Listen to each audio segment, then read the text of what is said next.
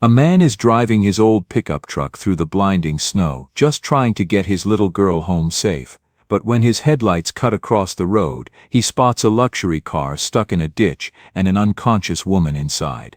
He rushes out to save her, unaware that this decision will change both their lives forever. Before we dive in this story, let us know where you're watching from. We love to hear your thought. The windshield wipers beat a losing battle against the snow. Back and forth, but the white kept coming, thick as cotton, blinding as fog. Elias Carter hunched forward over the steering wheel, his knuckles pale against the worn leather grip, eyes squinting into the storm that had swallowed Route 7 whole. "Daddy, I can't see the road anymore." Lila's voice was small from the passenger seat, muffled beneath the old quilt she'd pulled up to her chin. At 7 years old she knew enough to be scared, but trusted her father enough not to show it. Elias glanced over, saw those wide brown eyes watching him, and forced his jaw to unclench. "I know, sweetheart. We're almost home." It wasn't true. They had another 20 miles through the heart of Vermont's backcountry, and the storm that the radio had called a light dusting had turned into something else entirely. The kind of blizzard that shut down highways and left cars buried until spring. The kind his late wife Sarah used to call God, reminding folks he's still in charge. Elias was 47 years old, a mechanic who spent his days elbow-deep in the guts of tractors and combines, fixing what broke on other people's farms because his own had been sold off years ago to pay medical bills. He was a quiet man, built solid from work, with hands that knew how to coax life back into dying engines. People in Maple Hollow respected him, not because he asked for it, but because he showed up when they needed help and never mentioned the favor again afterward. Tonight, though, he just wanted to get his daughter home safe. The truck's heater rattled and coughed, pushing out air that was barely warm. Lila shivered beneath her quilt, and Elias reached over to tuck it tighter around her shoulders. "Tell you what," he said. "When we get home, I'll make us hot chocolate. The real kind with the marshmallows you like. The ones shaped like snowmen. Every last one of them."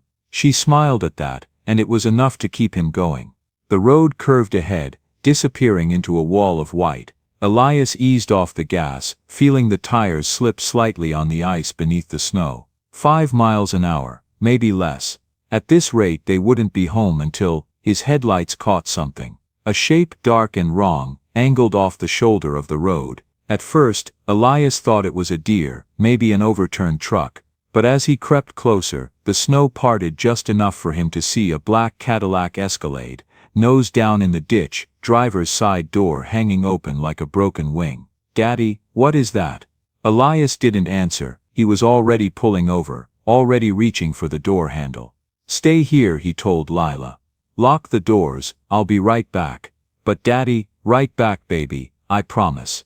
He stepped out into the storm and the cold hit him like a fist. The wind howled, driving snow into his face, down his collar, stealing his breath. He pulled his coat tighter and trudged toward the Escalade, boots crunching through snow already a foot deep. The car was expensive, brand new maybe, with leather seats visible through the open door and a dashboard still glowing faintly with dashboard lights. But it was empty, or so he thought.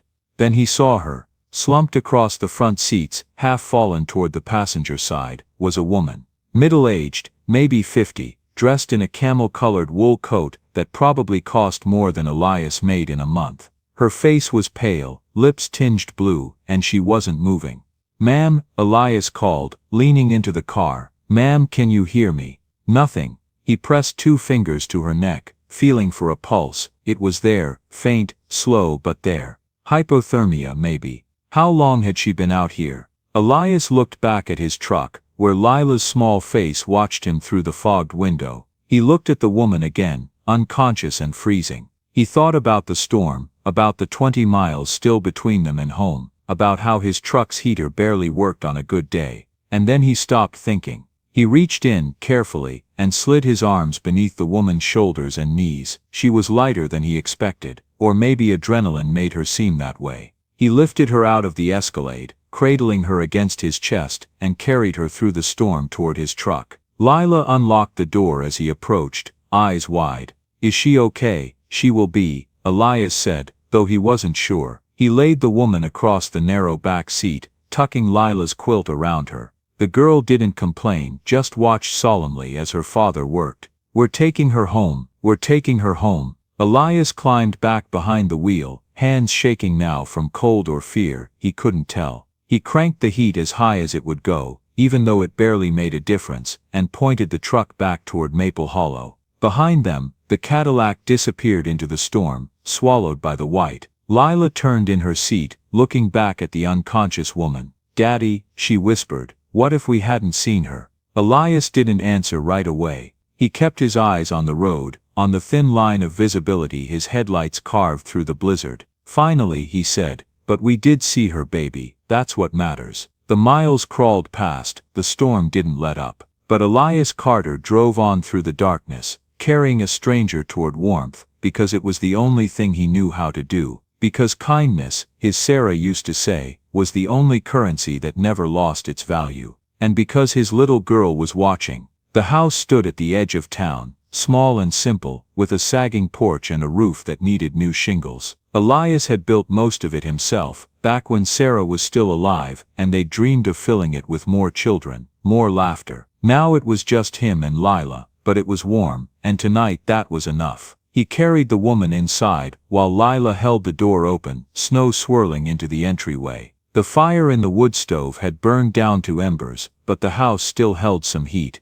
Elias laid the woman on the couch, the same couch where Sarah used to read to Lila, where he sometimes fell asleep after 16-hour days, and started peeling off her wet coat. "Lila, get me the blankets from your bed. The thick ones." The girl ran off without a word, her footsteps light on the old wooden floors. Elias worked quickly, efficiently, the way he worked on engines. He checked the woman's pulse again, stronger now, but still too slow. Her skin was ice cold to the touch. He pulled off her wet shoes, expensive leather heels that were completely impractical for a Vermont winter, and rubbed her feet between his rough hands, trying to get circulation going. Lila returned with an armful of blankets, including the one with yellow stars that Sarah had sewn by hand. Without being asked, she spread them over the woman, tucking them in carefully around her shoulders. "Is she going to wake up?" Lila whispered.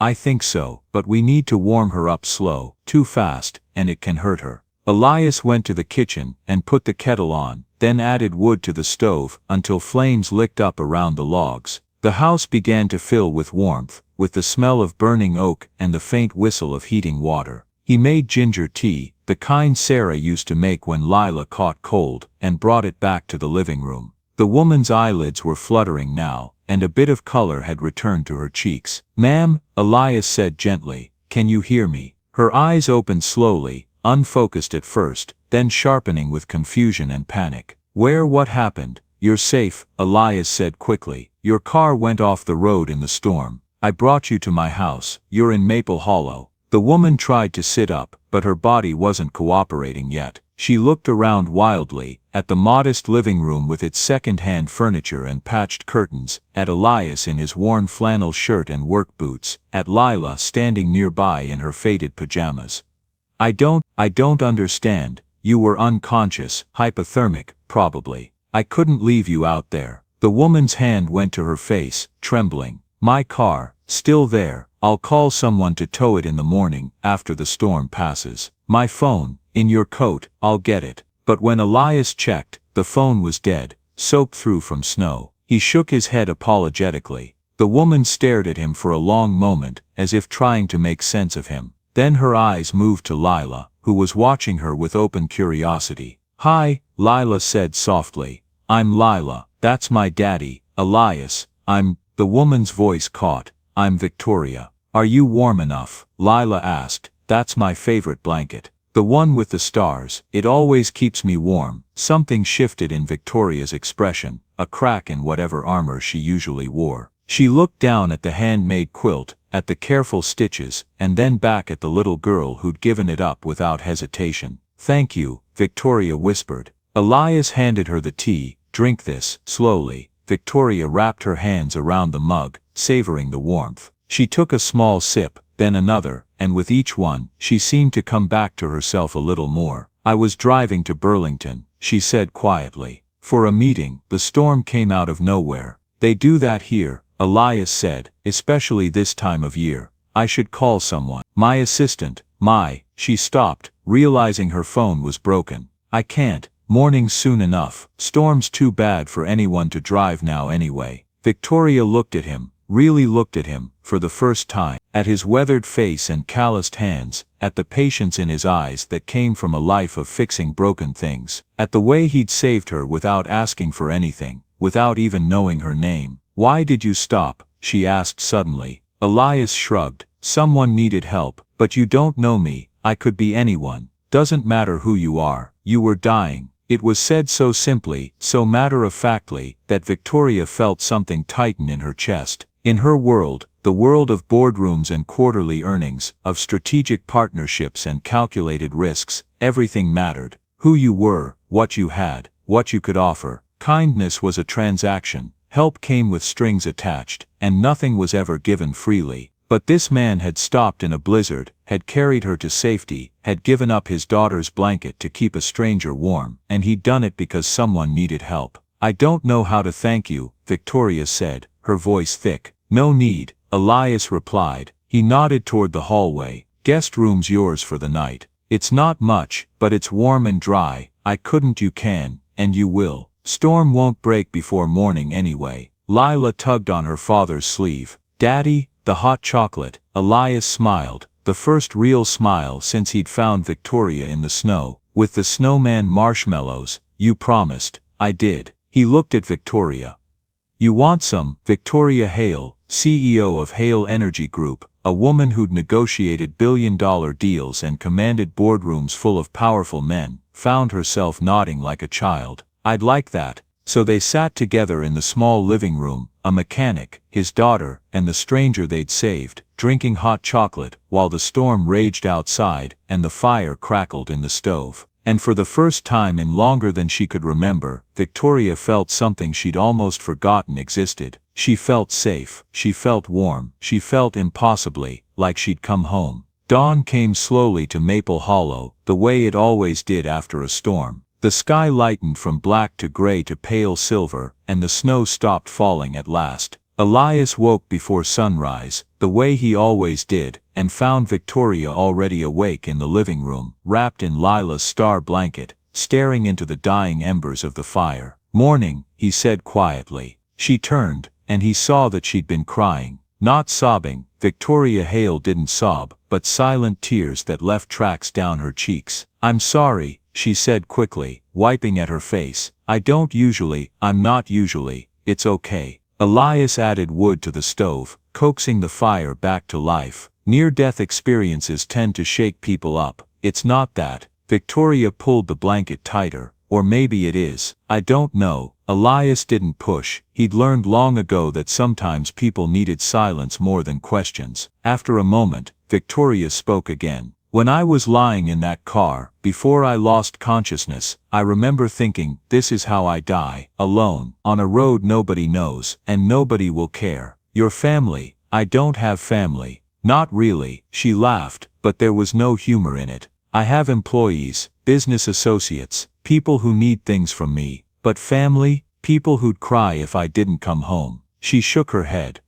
I don't have that. Elias poured coffee from the pot he'd just brewed, handed her a mug. I'm sorry, don't be. It was my choice. I built my company from nothing, worked 80-hour weeks for 30 years, sacrificed everything, relationships, friendships, any chance at a normal life, because I wanted to be someone who mattered, someone who couldn't be ignored. She stared into her coffee, and then last night, lying in the snow, I realized I'd become someone that nobody would miss. The words hung in the air between them, raw and honest. From the hallway came the soft pad of footsteps. Lila appeared, hair sleep mussed, dragging her teddy bear. Is it morning? It is, baby. You hungry? Uh-huh. Elias ruffled her hair. Pancakes, with chocolate chips. Is there any other kind? While Elias cooked, Victoria watched the easy rhythm between father and daughter. The way Lila climbed onto a chair to help measure flour, the way Elias steadied her elbow when she poured, the way they moved around each other like dancers who knew the steps by heart. Your wife? Victoria asked quietly.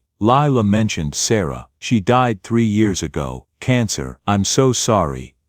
Thank you. Elias flipped a pancake. She was the best person I ever knew. Kind to everyone, even people who didn't deserve it. Used to say that kindness wasn't something you gave because people earned it, it was something you gave because you had it to give. Victoria thought about her own life, about the ruthlessness it had required to build her empire, about the people she'd fired, the competitors she'd crushed, the way she'd learned to see kindness as weakness. She sounds remarkable. She was. Elias slid pancakes onto plates, and she'd have been proud of Lila. The girls got her mother's heart. After breakfast, Elias bundled up and went outside to dig out Victoria's car. The Escalade was still in the ditch where he'd found it, now buried under 2 feet of fresh snow. He spent an hour shoveling, another hour checking the engine, testing the ignition. Victoria watched from the window, this woman in her expensive coat standing in his tiny living room, and something about the scene made Lila thoughtful. "Do you have a little girl?" Lila asked.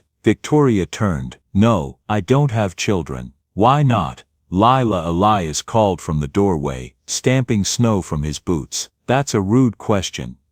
"It's okay," Victoria said quickly. "It's a fair question." She knelt down so she was eye level with the girl. "I was always too busy working. I told myself there'd be time later, but later never came." "That's sad," Lila said with the blunt honesty of children. "Yes," Victoria agreed, "it is." Elias cleared his throat. "Car's running. Engine's good. You should be able to make it back to the main road." Victoria stood slowly. It was time to go. Time to return to her real life, her real world, the one where she was important and powerful, and completely alone. She reached into her coat pocket, and pulled out her wallet. "Please, let me pay you for your trouble. For the room, the food, everything."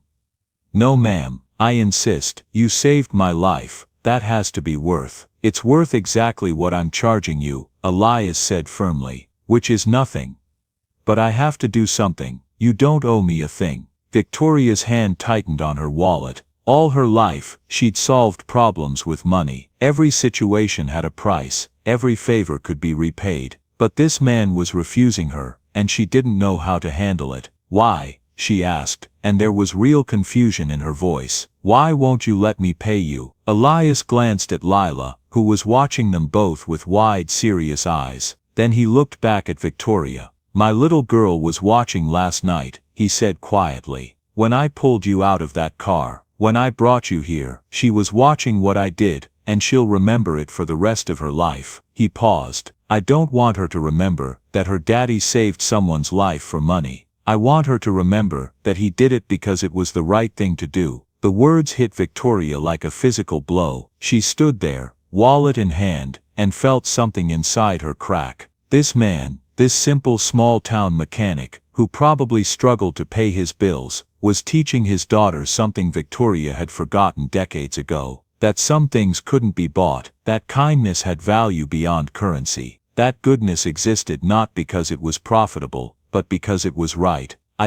Victoria's voice broke. "I don't know how to." "You don't have to," Elias said gently. "Just drive safe, that's enough." But it wasn't enough. Victoria knew it wasn't enough. This man had given her back her life, and all she could offer him was money, the one thing he didn't want. She looked around the small house, at the worn furniture and patched curtains, at the little girl in her 2 small pajamas, and the father in his threadbare flannel. She looked at the star blanket still draped over the couch, at the empty picture frames where photos of Sarah had once hung, and she made a decision. "Thank you," she said, "for everything." "You're welcome." Victoria knelt down one more time, meeting Lila's eyes. "Thank you for sharing your blanket with me. It kept me very warm." "You can keep it," Lila said, "if you want." "Oh, I couldn't. Mama made it. She made lots of them, and Daddy says Mama would want people to have them when they're cold." Victoria felt tears threatening again. She blinked them back. "Then I'll treasure it, I promise." She stood, shook Elias's rough calloused hand, and walked out into the bright morning snow. Her car started on the first try, because of course it did, because Elias Carter had fixed it properly. She sat behind the wheel for a long moment, looking back at the small house, at the man and girl standing in the doorway. Then she drove away, but she didn't forget. Some things Victoria Hale was beginning to understand couldn't be forgotten. especially not kindness given without asking anything in return. 4 weeks passed. Winter deepened its grip on Maple Hollow. Elias fixed tractors and combines, came home to Lila each night, made dinner, helped with homework, told bedtime stories. Life went on the way it always did. Simple, steady, unremarkable. He didn't think much about the woman from the storm. Victoria. She'd been a moment, a stranger in need, and he'd helped her the way he'd help anyone. That was all. But Lila asked about her sometimes. Do you think she got home safe? I'm sure she did, baby. Do you think she remembers us? Maybe. I hope she does. I liked her. It was a Tuesday morning, cold and clear, when the letter came. Elias was making breakfast when he heard the mail slot clatter. Lila ran to check. She always loved getting the mail, even though it was usually just bills, and came back holding a cream-colored envelope. Daddy, this one has your name on it. In fancy writing. Elias wiped his hands and took the envelope. Heavy paper. Expensive. His name written in elegant script. Elias Carter. No return address. He opened it carefully. Inside was a single sheet of paper, handwritten in the same elegant script. Dear Elias, I've started this letter a dozen times and thrown it away each time because nothing I write feels adequate. How do you thank someone for saving your life? How do you put into words what it meant to be shown such simple, profound kindness? I should tell you who I am. My name is Victoria Hale, and I'm the CEO of Hale Energy Group. I built my company from nothing over 30 years, and I've spent most of my life believing that success was measured in dollars and market share and quarterly earnings. I was good at it. Very good. But somewhere along the way, I forgot how to be good at being human. The night you found me in the storm, I wasn't just dying from hypothermia. I was dying from a life spent so focused on winning that I'd forgotten what I was winning for. I'd built an empire but lost myself in the process. You reminded me, you and your beautiful daughter, that the most valuable things in life can't be bought or sold. That kindness isn't a transaction. That goodness exists for its own sake. I can't repay you because you won't let me, but I can honor what you taught me. I've established a vocational training center in Helena, about an hour from Maple Hollow. It's for people who've lost their jobs, who are struggling, who need a second chance. It will teach skilled trades, welding, mechanics, carpentry, real skills for real work. I've named it the Carter Workshop. In honor of you, in honor of the man who stopped in a blizzard because someone needed help. You don't have to do anything. You don't have to acknowledge this letter or visit or anything else. I just wanted you to know that your kindness didn't end with me. It's going to ripple outward, help people who need it, change lives. Just like you changed mine. With deepest gratitude, Victoria Hale. Elias read the letter twice, then a third time. Then he set it down on the kitchen table and stared at it. What does it say? Lila asked, climbing into his lap. It's from the lady, Victoria. From the storm. What does she say? She says, thank you. That's nice. Yeah. Elias's voice was thick. It is. He held his daughter close and looked out the window at the bright winter morning. The sun was coming up over the snow-covered fields, painting everything gold. Somewhere out there, in a town he'd never seen, there was a building with his name on it. A place where people would learn trades, gain skills, build better lives, because he'd stopped in a storm. Because his daughter had been watching. Because kindness, his Sarah always said, never really ended. It just kept going, rippling outward like waves. Daddy. Lila's voice was small. Are you crying? No, baby. I'm fine. You look like you're crying. Elias kissed the top of her head. Maybe a little, but they're good tears. Happy tears. Because of the letter. Yeah, because of the letter. They sat there together as the sun climbed higher, father and daughter in their small house at the edge of town. Outside, the world was bright and cold and full of possibility. And inside, in Elias's hand, a letter proved that sometimes kindness kept going, even when you didn't know it was happening. Even when you didn't ask for anything in return. Spring came slowly to Vermont, the way it always did. Snow melted, mud season arrived, and Maple Hollow woke from winter like a bear from hibernation.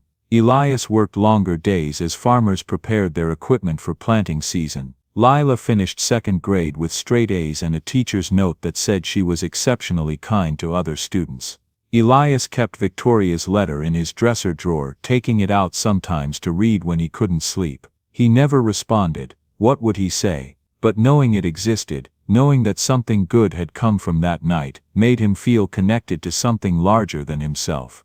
Then on a Saturday in late May, a car pulled up to his house. Not just any car. The Cadillac Escalade, the same one he'd pulled from the ditch 6 months ago. Elias was in the yard, teaching Lila how to change a tire. "Every carter knows how to fix a flat," he'd said, when the Escalade parked. The driver's door opened and Victoria Hale stepped out. She looked different in daylight, still elegant, still polished, but softer somehow. She wore jeans and a simple blouse, and when she smiled it reached her eyes. "Hello, Elias."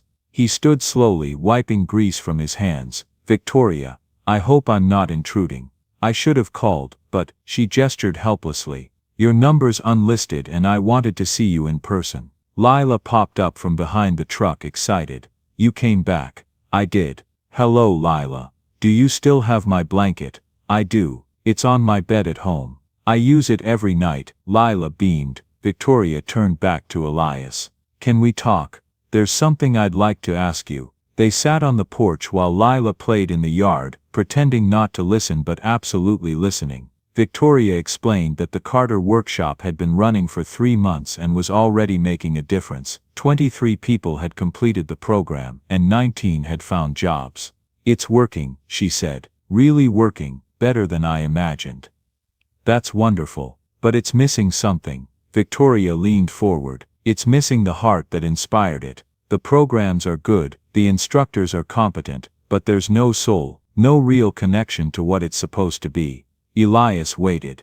"I want you to come work there," Victoria said. "Not as an instructor, though you could teach if you wanted, but as, I don't know what to call it, a mentor, a guide, someone who can show these people what it really means to work with integrity, to help others, to be kind." "Victoria, I'm not." "You're exactly what they need," she interrupted. "You're what I needed. Someone who understands that work isn't just about making money, it's about making a difference. I have a daughter, I can't just bring her. There's a school in Helena, a good one. I can arrange housing, whatever you need. And the salary would be." "It's not about money," Elias said firmly. Then softer, "I appreciate what you're trying to do, really. But I have a life here. Lila has friends, routines, and I'm just a mechanic. I don't know anything about running programs or mentoring people. You know about fixing broken things." Victoria's voice was steady. "And people, Elias, they're broken too. They've lost jobs, lost hope, lost faith in themselves.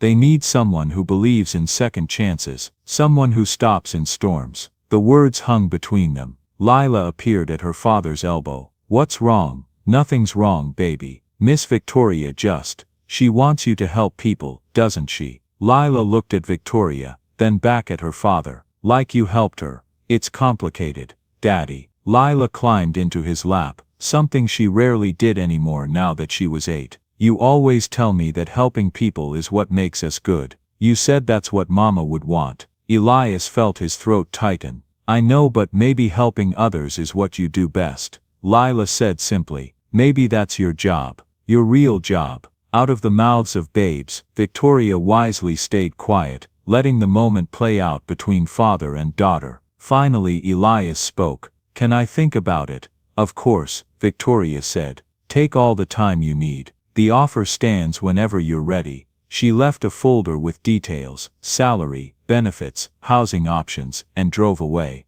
Elias sat on the porch, long after she'd gone, staring at the folder in his hands. "Are we going to go?" Lila asked.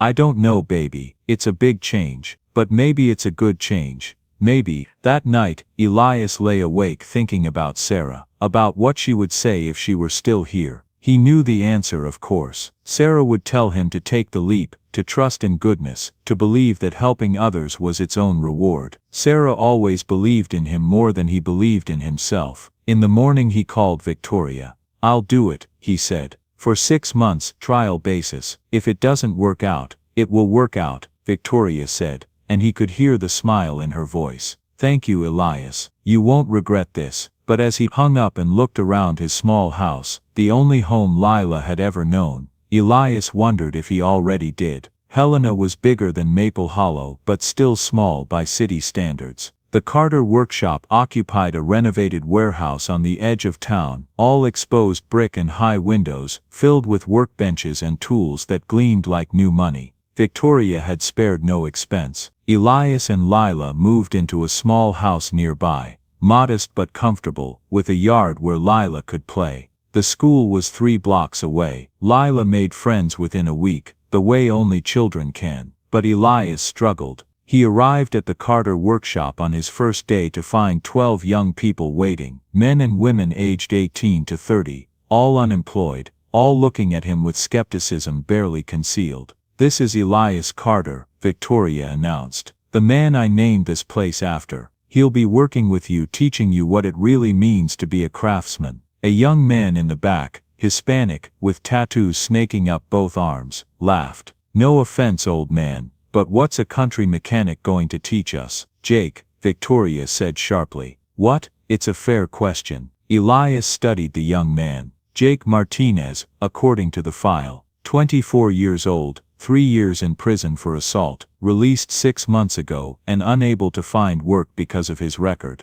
Angry at the world and everyone in it. "It's okay," Elias said quietly. He looked around the workshop. "I'm not here to lecture you or pretend I'm better than you. I'm here because I know how to fix broken things, and I figure if you're here, something in your life is probably broken." "Yeah?"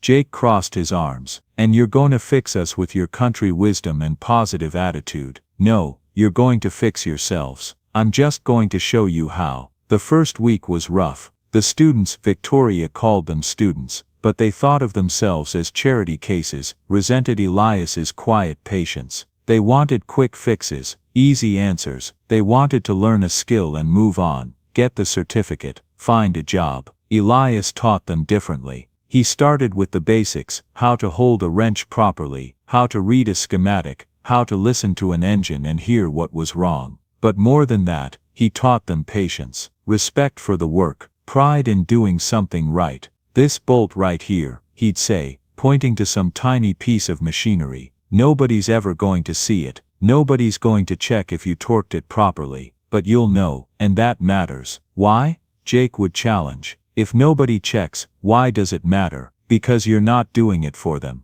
You're doing it for you, for the person who trusts this machine with their livelihood, for the next mechanic who has to work on it. You do it right, because that's who you are." It was frustrating work. Most days, Elias came home exhausted, questioning whether he'd made a mistake. But then he'd see Lila happy in her new school, making friends, thriving, and he'd remember why he'd said yes. 3 weeks in, something shifted. Jake had been working on an engine rebuild, an old Chevy small block that Victoria had sourced from somewhere. He'd been at it for days, getting increasingly frustrated because nothing seemed to fit right. Finally, in a moment of rage, he grabbed a hammer and smashed it down on the carburetor. The room went silent. Everyone expected Elias to explode, to throw Jake out. That's what teachers did when you messed up, right? They gave up on you. But Elias just walked over slowly, looked at the damaged carburetor, then at Jake's face, red with anger and shame. "Come outside with me," Elias said quietly.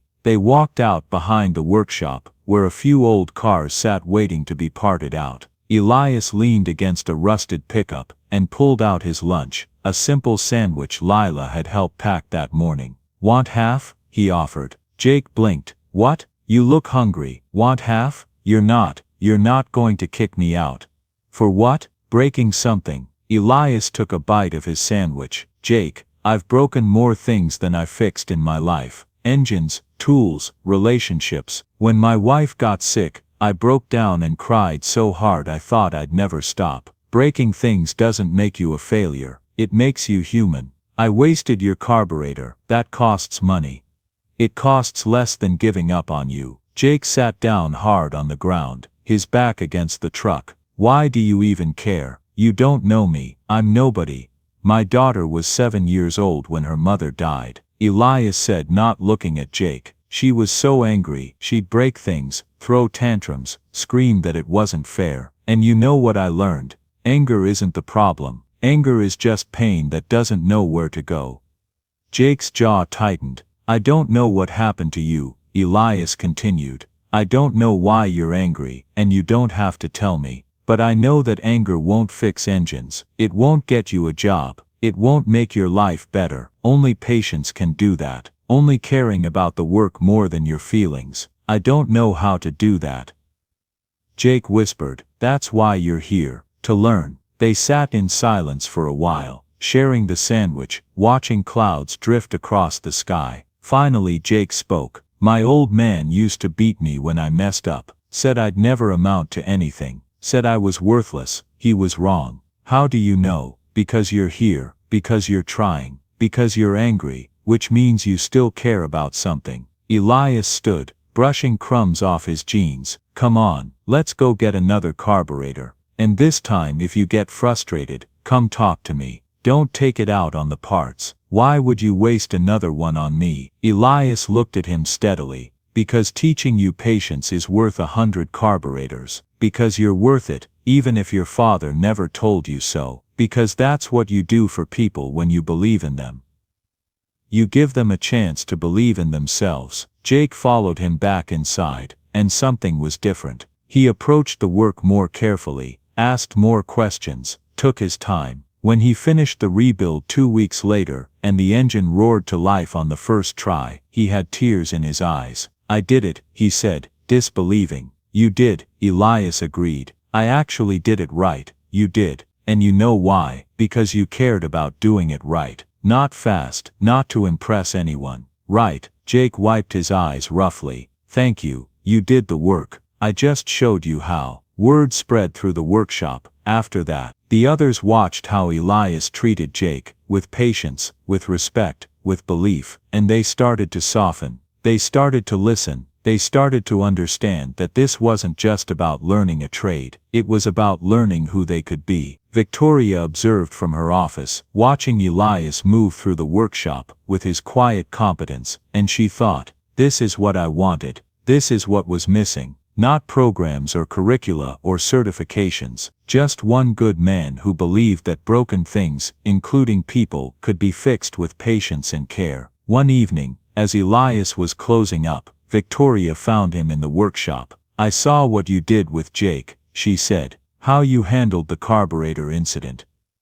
It was nothing. It was everything. He would have been expelled from any other program. He would have given up on himself again. But you gave him another chance. Everybody deserves another chance. Victoria smiled sadly.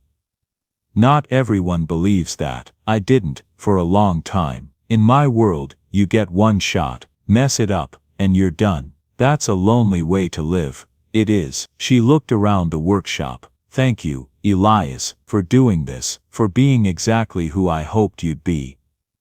I'm not doing anything special, just trying to help. That's what makes it special. After she left, Elias stood alone in the quiet workshop, surrounded by tools and machines, and the smell of oil and metal. He thought about Jake, about the other students, slowly learning to trust him, about Lila thriving in her new school. Maybe this had been the right choice after all. Maybe helping others really was what he did best. The article appeared in the Helena Register on a Tuesday morning in October. Kindness for Profit. How Hale Energy uses feel-good stories to mask corporate greed. Elias didn't see it at first. He was in the workshop, helping a student named Maria troubleshoot a welding problem, when Jake burst in with a newspaper in his hand. Have you seen this? The article was brutal. It painted the Carter workshop as a PR stunt, a way for Victoria Hale to buy goodwill while her energy company, according to the reporter, continued to engage in environmentally questionable practices. It called the program poverty tourism for the wealthy elite. It mocked the students as props in a corporate redemption arc, and it went after Elias specifically. Elias Carter, a small-town mechanic with no formal teaching credentials or business experience, was elevated to a leadership position based solely on one act of kindness, helping Hale when her car broke down. Sources inside the program describe Carter as nice but unqualified, leading to questions about whether Hale Energy is more interested in optics than actual job training. The words hit like punches. Who said that? Jake demanded, looking around at the other students. Who called you unqualified? Nobody met his eyes. Elias read the article slowly, feeling something cold settle in his stomach. He'd known this was too good to last. He'd known that eventually, people would question why a simple mechanic was running a program backed by a major corporation. He'd known, and he'd done it anyway. And now, Elias, Victoria rushed in, her face pale. I'm so sorry, I don't know who talked to that reporter, but I'm going to find out. I'm going to sue them for don't, Elias said quietly. But they're lying, are they? He looked at her. I'm not a certified instructor. I don't have business experience. I am just a mechanic who helped you once. Everything they wrote is technically true, but it's missing the point entirely. I should go, Elias interrupted. This program doesn't need the distraction. You're not going anywhere, Victoria said firmly. This is gossip, it'll blow over. But it didn't blow over. Over the next week, more articles appeared. Blog posts, social media threads. People who'd never set foot in the Carter workshop had opinions about whether it was genuine or just corporate virtue signaling. Local politicians issued statements. Activists protested outside the building. And enrollment dropped. Parents pulled their kids from the program. Students who'd been thriving suddenly questioned everything. If Elias wasn't qualified, did that mean their certifications wouldn't be worth anything? If this was all just PR,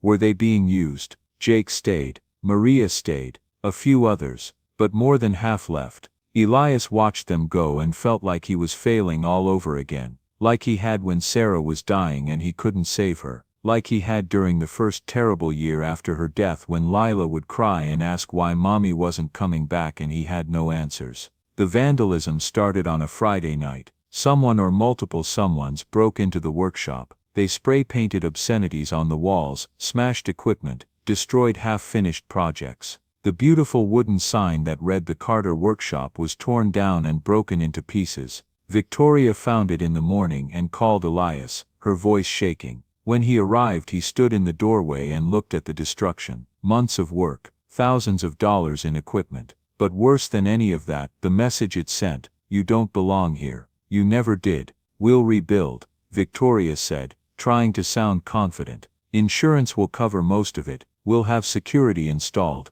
Cameras, whatever it takes. No. Elias, I'm going home, Victoria. Back to Maple Hollow. You can't let them win. This isn't about winning. It's about knowing when to admit you made a mistake. He looked at her. You built this program to honor kindness, but all I've brought it is controversy and vandalism and failure. The students who stayed deserve better than that. The students who stayed did so because of you, Victoria insisted. Jake would have quit months ago without you. Maria too. You've changed lives here, Elias, and damaged your company's reputation in the process. I don't care about my company's reputation. I care about. She stopped fighting for composure. Don't you see, this is exactly what those articles wanted. They wanted to divide us, make you doubt yourself, destroy what we've built, and if you leave they win. Elias walked slowly through the ruined workshop, looking at the spray paint, the broken tools, the shattered dreams. He thought about Jake, about how hard the young man had worked to learn patience,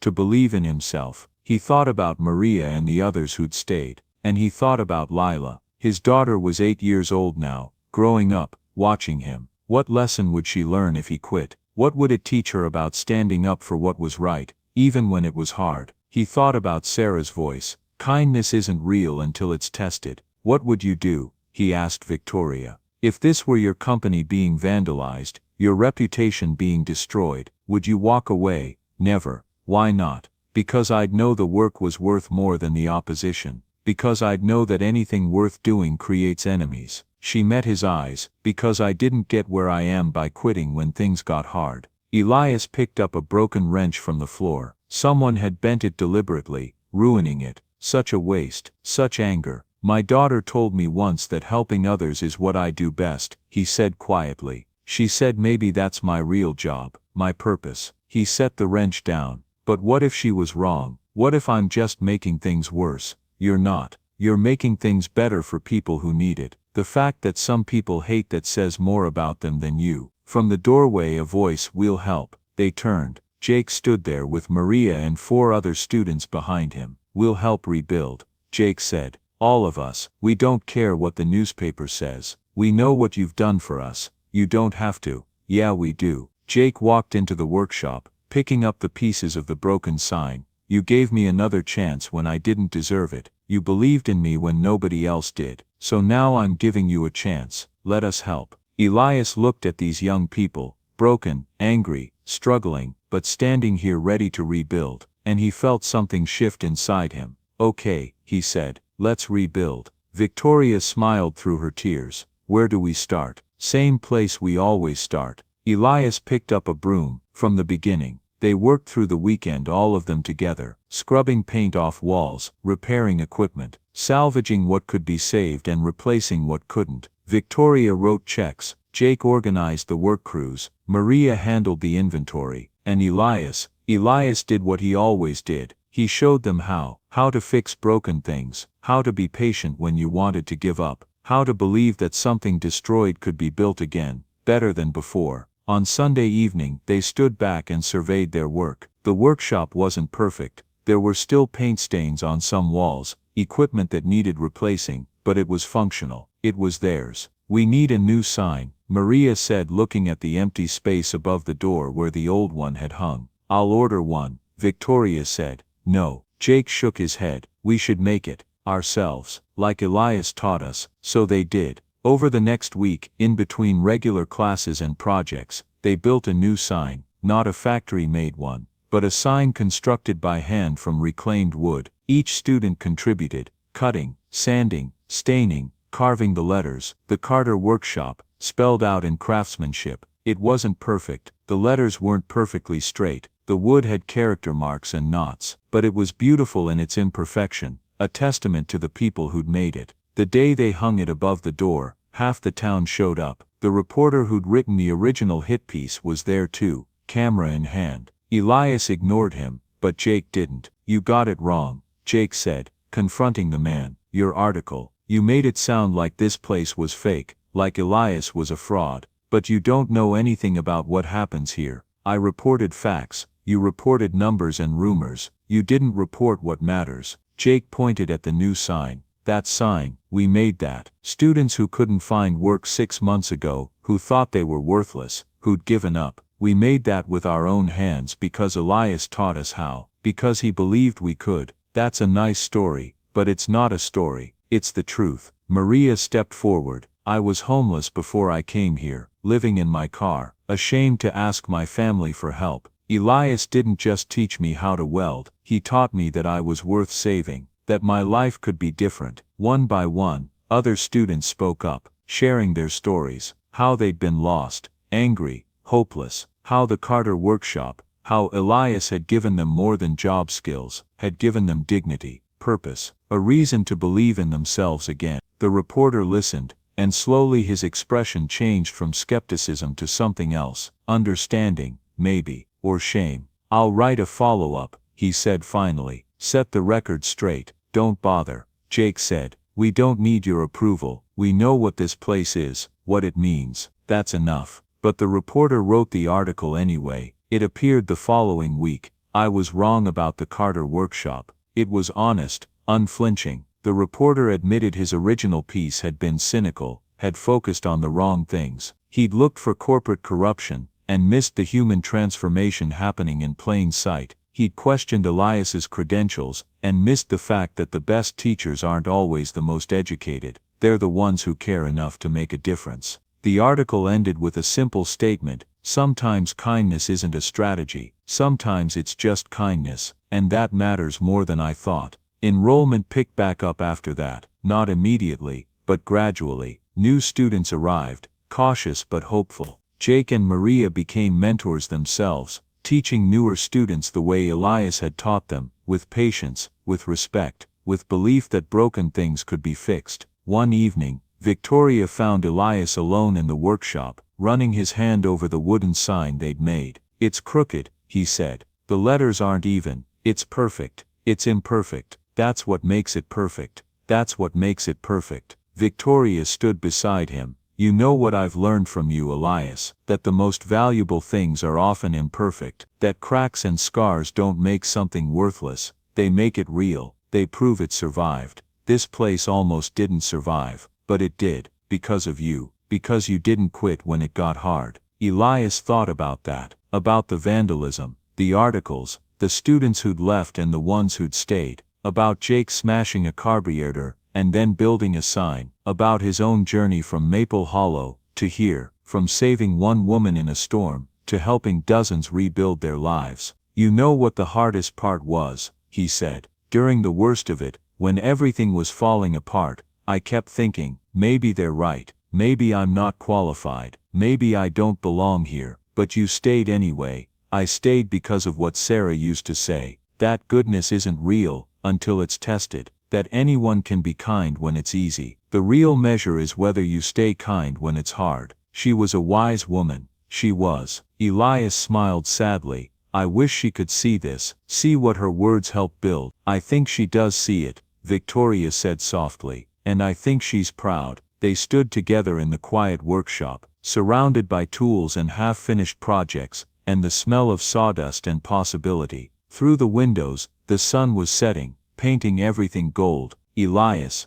Victoria said, thank you, for not giving up, for believing this mattered even when nobody else did. It does matter. These kids, they matter, their lives matter, their futures matter, so does yours. He looked at her, surprised. I mean it, she continued. You came here to help others, but you've helped me just as much. You've shown me what it means to live with integrity, to build something that actually matters. She paused. I was going to tell you this eventually, but after everything that's happened, I want you to know now, I'm establishing a foundation, a real one with an endowment, to create more programs like this across the country, and I'm naming it after your wife, the Sarah Carter Foundation for Second Chances. Elias felt his throat tighten. Victoria, she believed in kindness, in second chances, in you. This is how we honor that, how we make sure her legacy keeps going. He couldn't speak, could only nod, blinking back tears. Outside, students were leaving for the day, calling goodbyes to each other, making plans for tomorrow. Jake stopped at the door, looked back at Elias, and raised a hand in farewell. A simple gesture,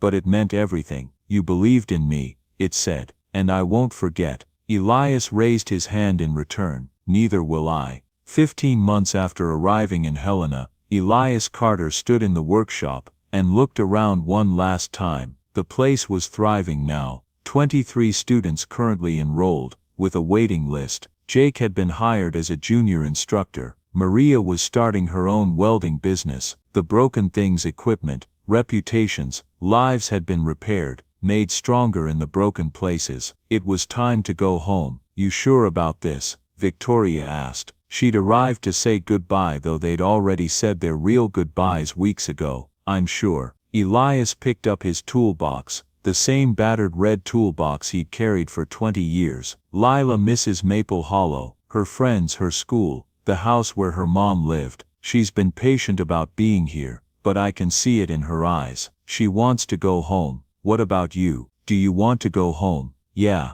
I do, he smiled. I'm proud of what we built here, but I'm not a teacher or a leader or whatever you wanted me to be. I'm just a mechanic. And Maple Hollow has tractors that need fixing. You're so much more than that. Maybe, but I'm also that, and that's enough. Victoria hugged him, something the old Victoria Hale never would have done. Thank you, for everything. Thank you, for letting me help. The students threw him a going-away party that evening. Nothing fancy, pizza and soda in the workshop, but the speeches they gave, the things they said about what he'd meant to them, made Elias understand that he'd accomplished something after all. Maybe he hadn't been qualified on paper, but he'd been exactly what these kids needed, someone who believed in them. Jake gave him a gift before he left, a wrench, the same one Jake had broken, the one Elias had thrown away, but Jake had found it, brought it to a machine shop, had it straightened and re-chromed. On the handle, engraved in neat letters, "You fixed more than machines. Thank you." Jake. Elias held it, speechless. I'm gonna make you proud,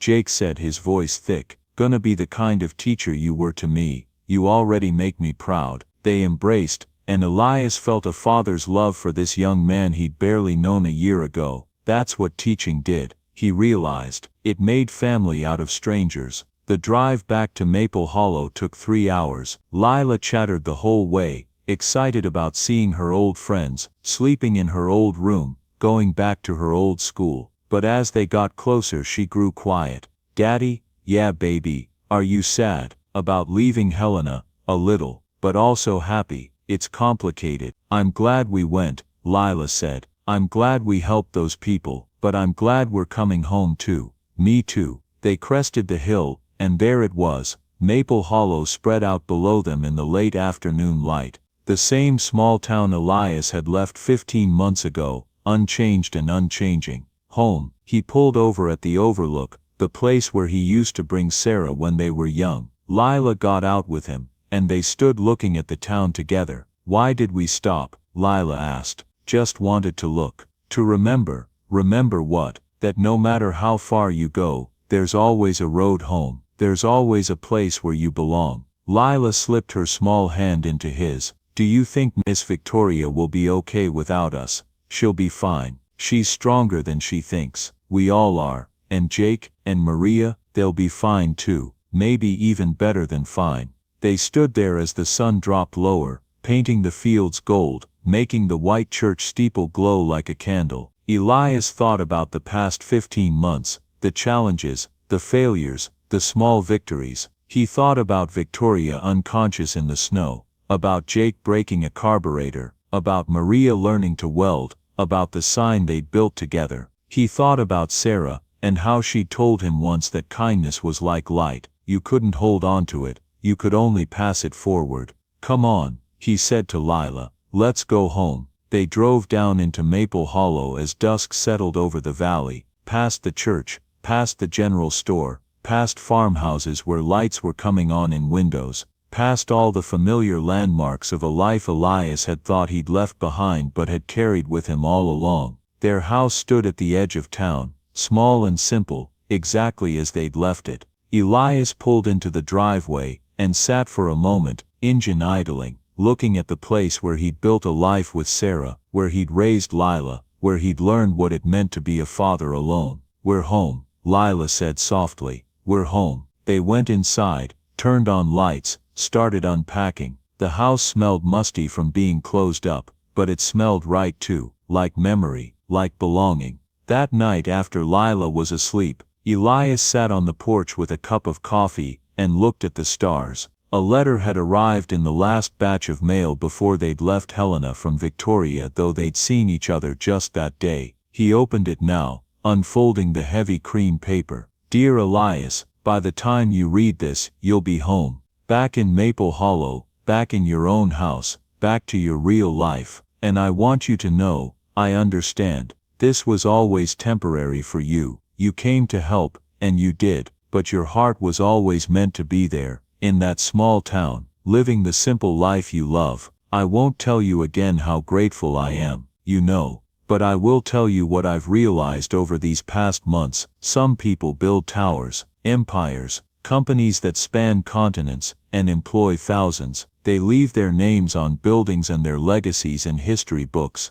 But you build hearts. You build hope in people who've lost it. You build belief in people who think they're worthless. You build second chances. And that, Elias, lasts so much longer than any tower. Thank you for teaching me that. Thank you for stopping in the storm. With love and gratitude, Victoria P. I still sleep with Lila's star blanket every night. Some gifts are too precious to give back." Elias folded the letter carefully, and slipped it into his pocket. Around him, Maple Hollow was quiet, just the sound of wind in the trees, and the distant bark of a dog. The same sounds he'd heard his whole life. But he was different now. He'd left, he'd helped, he'd made a difference, and now he'd come home, carrying all of it with him. In the morning he'd start taking repair jobs again. Mrs. Henderson's tractor needed a new transmission. The Martin farm had a baler that wouldn't run. Life would go back to normal, ordinary, unremarkable. Except it wouldn't be quite the same, because now Elias knew something he hadn't known before,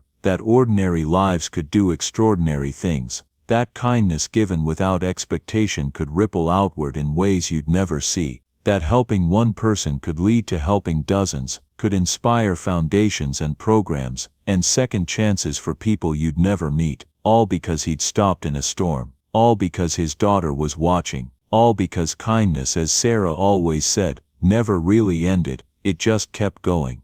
Elias stood stretched and looked up at the stars one more time. Somewhere out there, Jake was probably still in the workshop, practicing welds. Victoria was probably working late, planning the next Sarah Carter Foundation program. Maria was probably in her new shop, building a business, building a life. And here in Maple Hollow, Elias Carter was home, building nothing grand, building nothing important, just building a good life, one day at a time, one kind act at a time, and discovering that maybe, just maybe, that was the most important thing anyone could build. Join us to share meaningful stories by hitting the like and subscribe buttons. Don't forget to turn on the notification bell to start your day with profound lessons and heartfelt empathy.